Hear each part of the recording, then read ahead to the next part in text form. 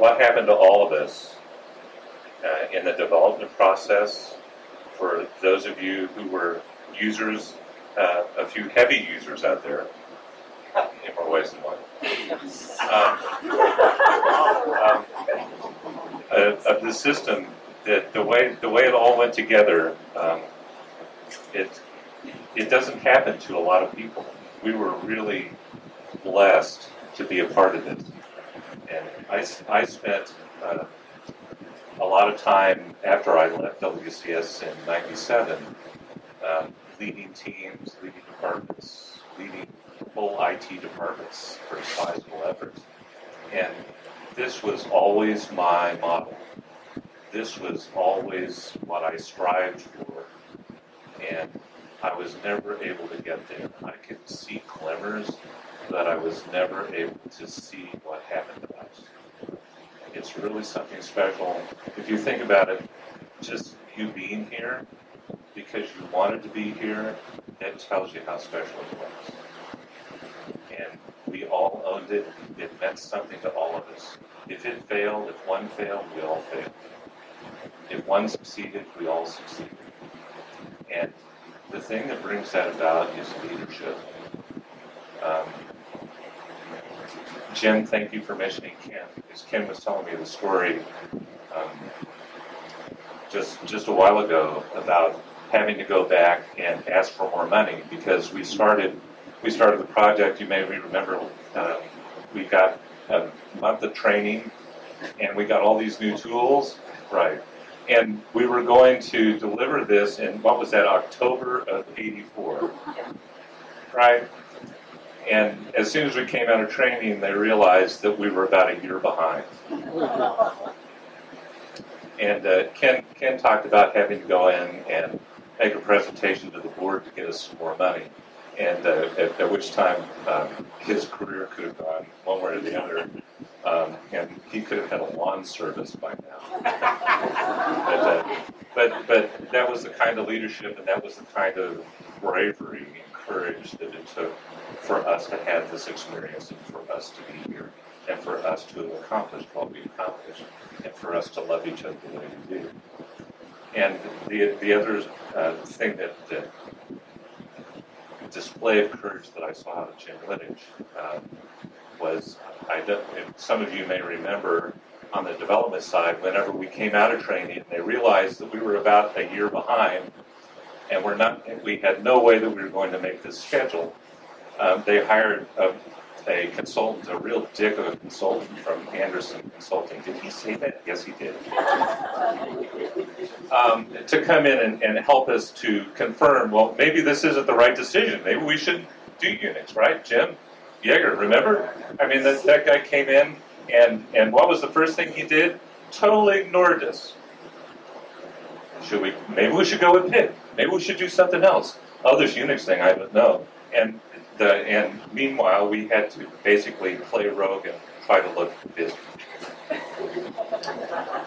Yeah, okay. So Ken, thanks. I got really good at rogue. I got to about level 10. and you paid for it. But there was one particularly heated meeting. I remember it was a team meeting, and Jim was there with us, and we were pretty hot about the fact that these guys were not listening to us. We were convinced that we could do this. We could do this with C, we could do it with Informix, we could do it with Unix. We could do this thing. Just give it to us, let us run, we'll get this done for you. We felt that much ownership at that point in time. And Jim was sitting there, and the energy in the room got hotter and hotter, and Jim said, okay, I'll call Leon. Leon was, at that time, they didn't have CIOs back then, but if they had, Leon was that guy. He was a big dog. He reported to August, right?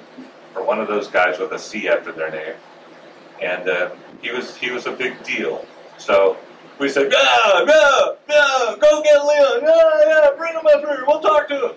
And he said, okay, I'll do that. But you have to give him the same level of energy. You have to tell him the same thing that you're telling me. And we were pretty hot. So we said, yeah, go get him. So he goes downstairs and says, I've got some people that want to talk to you. And he brings Leon up. And Leon, ever the gentleman, sits down, he looks around, dead silence. Right? And then I don't know how it started, but somehow we got spun up, and we got pretty excited with Leon, shall we say? It was a pretty heated discussion, and we had that encounter, and Leon left, and the short story, the 2 points are, the short story is that. For what it was, that was a seminal event, because I was made to understand later on that was the point where Leon walked away and said, gee, these people really think they can do this. This team really wants to do this. They think they can pull this off. And that was one of the things that tipped it over to give us this experience. The other thing is that from a leadership standpoint, that was Jim Littich standing behind us. That was Jim Littich who had the courage to go and do that. There aren't very many people who could do that. I don't know if I could have done that. But you believed in us, you did it, at the risk of your own career, because that's the kind of thing that is not appreciated. To blindside your boss, to blindside somebody at that level with something like that. You don't do that. That was a courageous thing to do. Leon could have walked out and asked for his resignation. Instead, he said, my boy, Leon wouldn't point at you. He's too much of a gentleman. But he did tell him to never do that again.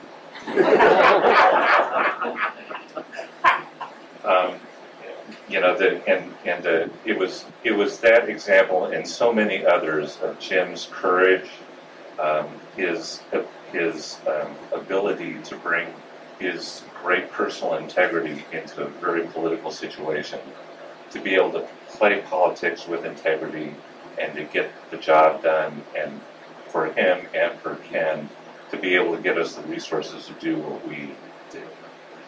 And that's the kind of leadership, that was the kind of leader that I always aspired to be. I never got there. I think that's the leader that inspired all of you. And I want to thank Jim for that. You know, without him, wouldn't have happened. So Jim, we have something for you to commemorate the occasion. If you would come forward, please.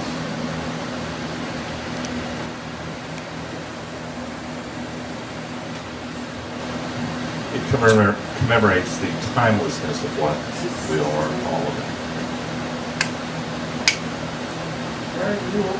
Yeah, no pressure.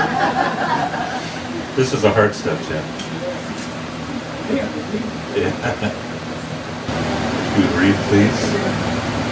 WCS. Oceanic Computer System. Lieutenant Jim Littich. Thank you for your unwavering support, leadership, dedication to the WCS. Amen.